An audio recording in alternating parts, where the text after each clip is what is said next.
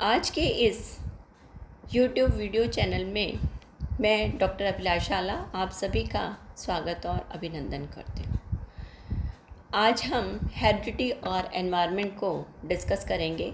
Heredity और environment BA part 3 के paper 1 human development and family relation का एक इम्पॉर्टेंट टॉपिक है, क्योंकि हेरिडिटी और एनवायरनमेंट, जिसमें आप इस स्लाइड में देख रहे हैं, यानी वंशानुक्रम और वातावरण क्या होता है और किसी भी बच्चे के विकास पर वंशानुक्रम और वातावरण का क्या प्रभाव पड़ता है, ये बहुत इम्पॉर्टेंट है। यानी बच्चा अपने आनुवंशिकता से क्या ले रहा है और वो किस तरह के वातावरण में रह रहा है, वो सारी की सारी दोनों चीज़ें मिलकर उसके पर्सनैलिटी को, उसके ऑल ओवर डेवलपमेंट को बिल्टअप करने में महत्वपूर्ण रोल प्ले करता है। अब सबसे पहले हम देख रहे हैं इसमें हेरिडिटी वर्ड, आपने देखा होगा। हेरिडिटी क्या है, यानी वंशानुक्रम क्या है। वंशानुक्रम वो चीज़ें या वो सब चीज़ें जो व्यक्ति, वो स्टॉक या वो ट्रेड्स जो व्यक्ति अपने माता पिता से, अपने पूर्वजों से प्राप्त करता है, वो सब उसका वंशानुक्रम कहलाता है। वंशानुक्रम में यानी कब से प्रारंभ होता है, जैसे ही उसका जीवन प्रारंभ होता है। जीवन कब प्रारंभ होता है? कंसेप्शन के समय से, यानी गर्भ धारण के समय से हेरिडिटी जो है वो स्टार्ट हो जाती है। इसको हम ये कह सकते हैं, वंशानुगत कारक वे जन्मजात विशेषताएं हैं जो बालक के जन्म के समय से पाई जाती हैं। प्राणी के विकास में वंशानुगत शक्तियाँ प्रधान तत्व होने के कारण प्राणी के मौलिक स्वभाव उसके जीवन चक्र की गति को नियंत्रित करती हैं। इसमें बालक के शारीरिक क्रियाएँ, उसकी शारीरिक संरचना आदि जो भी वो जन्मजात क्षमताएं अर्जित करता है, उन्हीं के अनुसार वो सब चीज़ें होती हैं। इसमें जैसे किसी व्यक्ति के कलर कैसा होगा और उसका हेयर का टेक्सचर कैसा होगा, उसकी हाइट कैसी होगी, उसकी बॉडी कैरेक्टरिस्टिक्स क्या होंगी, उसका IQ कैसा होगा, लॉजिक, मेमोरी, मेंटल एबिलिटीज़, ये सारी की सारी चीज़ें हेरिडिटी से ही डिसाइड होती हैं। और इसका जो डिसीज़न है हेरिडिटी का, ये कंसेप्शन के समय से स्टार्ट होता है। अब कंसेप्शन के समय कैसे स्टार्ट होगा, क्योंकि जब हम बात करते हैं कि हेरिडिटी के कैरियर कौन है, हेरिडिटी का कैरियर होता है जीन्स। अब जीन्स कहाँ होते हैं? जब एट टाइम ऑफ कंसेप्शन में क्या हो रहा है, एक मेल जो है, male and female germ cell दोनों मिलेंगी, और जब जर्म सेल मिलती हैं तो एक ओवा फर्टिलाइज होता है और वो हम उसको कहते हैं जाइगोट। जाइगोट के जो न्यूक्लियस होता है उसमें साइटोप्लाज्म और क्रोमोसोम्स और न्यूक्लियस तीनों चीज़ें, जाइगोट में न्यूक्लियस, साइटोप्लाज्म और क्रोमोसोम तीनों चीज़ें होती हैं, और ये सब न्यूक्लियस के अंदर स्थित होते हैं। ये जो क्रोमोसोम्स होते हैं, ये थ्रेड लाइक स्ट्रक्चर होता है, यानी सूत के या रेशे के समान पतले पतले थ्रेड होते हैं, और इनके ऊपर जीन्स पाए जाते हैं। एक क्रोमोसोम में 40 to 100 जीन्स पाए जाते हैं, और इन्हीं को हम पर्टिकुलरली कहते हैं कि ये जो हैं किसी भी तरह के जो हेरिडिटेट्स के लिए सबसे ज़्यादा रिस्पॉन्सिबल होते हैं। अब इसमें एक और जो चीज़ है मैं मेंशन करना चाहूँगी, जब कोई भी जो बच्चा होता है या जो जाइगोट होता है, वो उसके अंदर कितने 46 क्रोमोसोम्स होते हैं। जो 46 क्रोमोसोम्स में से वो 23 क्रोमोसोम्स फीमेल से एंड 23 मेल से प्राप्त करता है, यानी 23 जो होते हैं वो उसकी मदर से उसको प्राप्त होंगे, और 23 जो है वो फादर से प्राप्त होंगे। अब 23 में जैसे फीमेल जो होता है उसमें XX क्रोमोसोम्स होते हैं, जबकि पुरुष में X और Y क्रोमोसोम्स होते हैं। यानी जो भी कोई जर्म सेल होती है, या जो 22 जो होते हैं वो क्या होते हैं, बिल्कुल मैच क्रोमोसोम्स होते हैं, लेकिन जो 23वां होता है XY, वो क्या होता है, अनमैच जो क्रोमोसोम्स होते हैं। और XX जब हम एक बात करते हैं कि सेक्स क्रोमोसोम X और Y ये जो होते हैं वो सेक्स क्रोमोसोम कहलाते हैं। यानी तो बेबी क्या होगा, XX का मतलब होता है जो है लड़की, और X और Y का मतलब होता है बॉय जो होगा चाइल्ड का बर्थ होगा। तो ये जो है सारा का सारा डिसाइड जो होता है बॉडी में कंसेप्शन के टाइम ही हो जाता है। एनवायरनमेंट क्या है, यानी ये बहुत इंपॉर्टेंट चीज़ें हैं कि कैसे क्रोमोसोम्स हैं, यानी बालक को कहाँ से 23 उसके माता से मिल रहे हैं, 23 उसके पिता से मिल रहे हैं, और वो उन्हीं के साथ में वो सारी की सारी जो हेरिडिटी वाली विशेषताएं होती हैं मदर की एंड फादर की वो एक्वायर कर लेता है। और उसको कौन से सेक्स का बेबी होगा वो भी उससे डिसाइड हो जाता है उसी टाइम में, क्योंकि XX और XY और जो X और Y जो सेक्स क्रोमोसोम्स होते हैं वो ही डिसाइड करते हैं कि मेल चाइल्ड होगा या फीमेल चाइल्ड होगा। एनवायरनमेंट क्या है, एनवायरनमेंट यानी जो भी जीन्स के अलावा जो भी चीज़ें बच्चा एक्वायर करता है या जो भी चीज़ें उसको प्रभावित करती हैं, जीन्स के अलावा जो भी वातावरण उसको प्रभावित करता है वो उसका वातावरण कहलाता है। यानी एक व्यक्ति के वातावरण से तात्पर्य उन सभी उद्दीपकों के योग से हैं जो उसे जन्म से मृत्यु तक प्रभावित करते हैं। अब वातावरण भी कई तरह का होता है, जैसे फिज़िकल एनवायरनमेंट हो गया, साइकोलॉजिकल एनवायरनमेंट हो गया, इसके अलावा और भी सोशल एनवायरनमेंट हो गया, कल्चरल एनवायरनमेंट हो गया, फिज़िकल एनवायरनमेंट हो गया। ये सारी के सारी चीज़ें जो हैं वो उसको प्रभावित करती हैं। ये उसके जीवन में एक लाइफ स्पेस बनाती हैं और साइकोलॉजिकल एक प्लेटफॉर्म बनाती हैं जिसका प्रभाव भी उसके वातावरण पे, उसके डेवलपमेंट में पड़ता है। जब हम हेरिडिटी की बात करते हैं तो हेरिडिटी भी दो तरह की से प्रभावित करती है। एक होती है बायोलॉजिकल हेरिडिटी, दूसरा होता है सोशल हेरिडिटी। बायोलॉजिकल हेरिडिटी जो होती है वो फिज़िकल एंड साइकोलॉजिकल जो ट्रेड्स हैं उनका योग होता है, जबकि सोशल हेरिडिटी में custom, tradition, ideals, value, beliefs, moral, skills, इन सब का योग जो होता है वो सोशल हेरिडिटी में होता है। अब जैसे अपन हेरिडिटी की बात कर रहे हैं कि हेरिडिटी क्या है, तो जैसे आपने देखा होगा कि आइज़ का कलर, जैसे अपन कहते हैं कि इस बच्चे की जो आईज़ हैं उसकी मदर से मिल रही हैं या उसके फादर से मिल रही हैं या ग्रैंडफादर से मिल रही हैं। इसी तरह से बॉडी की शेप है, हेयर जैसे कर्ली हेयर्स हैं, स्ट्रेट हेयर्स हैं, ये सब चीज़ें उसको, या बॉडी ट्रीट्स हैं। फिर उसकी कुछ जो क्वालिटीज़ होती हैं, जैसे किसी में लीडरशिप की क्वालिटी होती है, किसी में म्यूज़िक का टैलेंट होता है, किसी में ड्राइंग बनाने का टैलेंट होता है। तो या जैसे हम बीमारियों की बात करते हैं, जैसे डायबिटीज़ को हम कहते हैं कि ये एक हेरिडिटी वाली बीमारी है, यानी उसके पेरेंट्स में से या फोर फादर में से किसी को है तो बच्चे को भी होगी।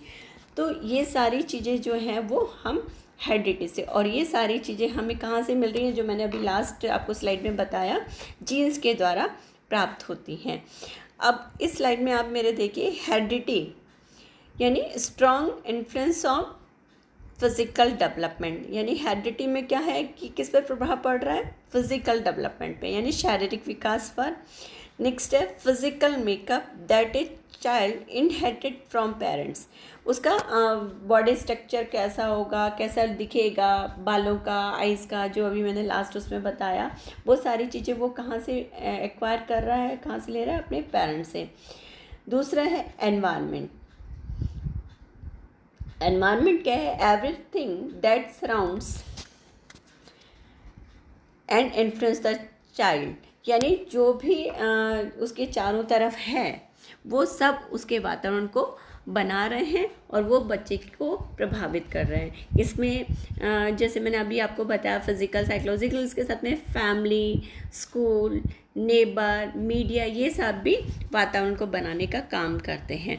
अब इसमें जैसे मैं आपको फर्स्ट उसमें आप इस स्लाइड में देखें कि हेरिडिटी क्या है। Heredity is responsible for all the inborn traits, the instincts, emotion, IQ, reflex action and physical train. यानी हेरिडिटी क्या है?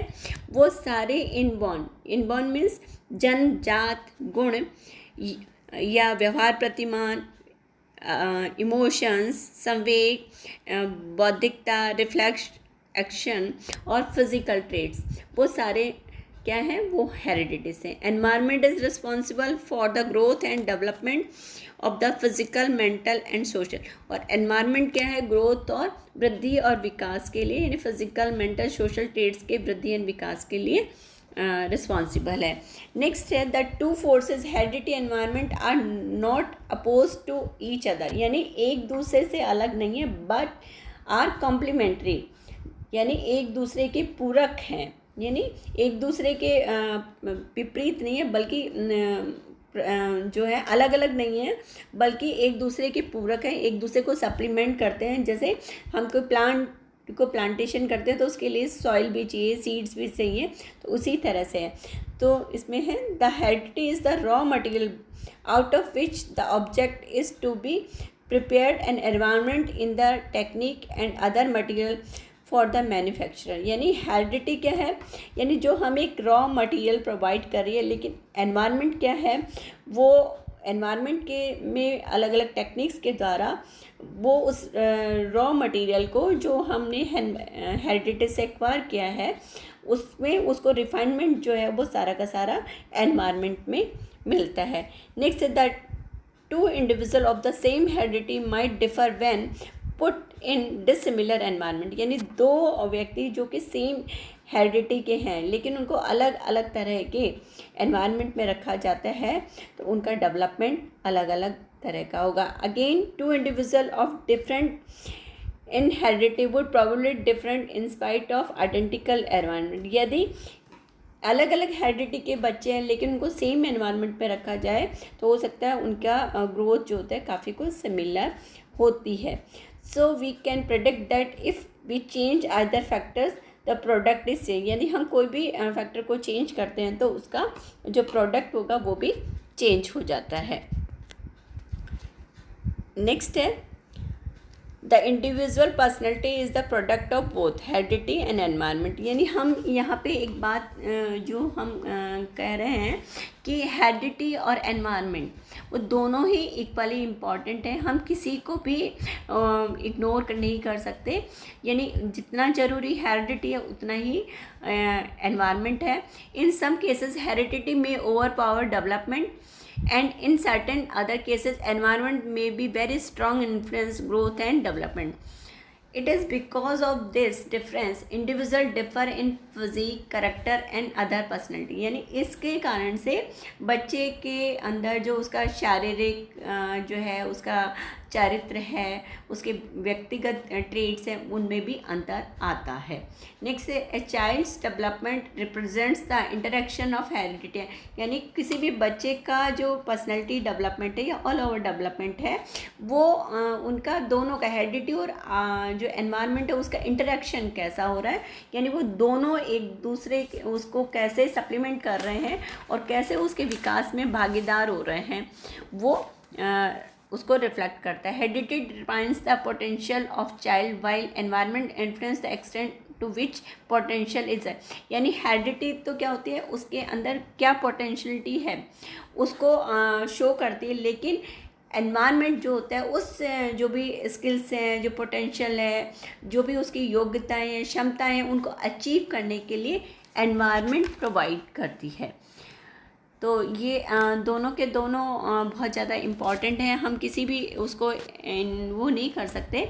नेक्स्ट है environment is nothing but the sum total of the surrounding in which an individual has to live. यानी environment कुछ भी नहीं है बल्कि उन सब चीज़ों को जो उसके सराउंडिंग में, उसके चारों तरफ का जो वातावरण है उसका संपूर्ण योग है जहाँ पे वो व्यक्ति रहता है। Psychologically an individual's environment is related to all those stimuli which he face from the moment of fertilisation till death. यानी साइकोलॉजिकली एनवायरनमेंट क्या है कि वो उद्दीपक जो कि कंसेप्शन के समय से लेकर टिल डेथ तक उसको वो प्रेरक या उद्दीपक और उनका प्रभाव जो है वो एनवायरनमेंट में आता है। अब लास्ट में जैसे इसमें है कि environment is generally divided in two category, एक नेचुरल एनवायरनमेंट, एक सोशल। यानी नेचुरल जो है जैसे नेचर है वो सब चीज़ें, और सोशल जैसे स्कूल है, कॉलेज है, नेबर्स है, कम्युनिटी है, फैमिली है, ये सारे के सारे भी उसके सोशल एनवायरनमेंट को प्रभावित बनाते हैं। अंत में हम इस बात को इस तरह से हम कंक्लूड कर सकते हैं कि वंशानुक्रम और वातावरण ये दोनों ही किसी भी व्यक्ति के व्यक्तित्व के विकास के लिए बहुत महत्वपूर्ण है। दोनों परिवर्तनशील और गतिशील हैं। दोनों कारकों का प्रभाव जो है कांस्टेंट नहीं होता, बल्कि इनका गतिशील रहता है और परिवर्तनशील होता है। और इनका जो जोड़ होता है वो यानी इसको हम कहते हैं वंशानुक्रम और वातावरण के का संबंध जोड़ के समान न होकर गुणा के समान अधिक है। अतः व्यक्ति दोनों का गुणनफल होता है, योगफल नहीं होता। यदि हम दोनों में से किसी भी एक चीज़ को हटा देते हैं, हेरिडिटी या एनवायरनमेंट को, तो उसका प्रभाव शून्य हो जाता है और व्यक्ति का जो अस्तित्व होता है वो ठीक प्रकार से नहीं रहता है।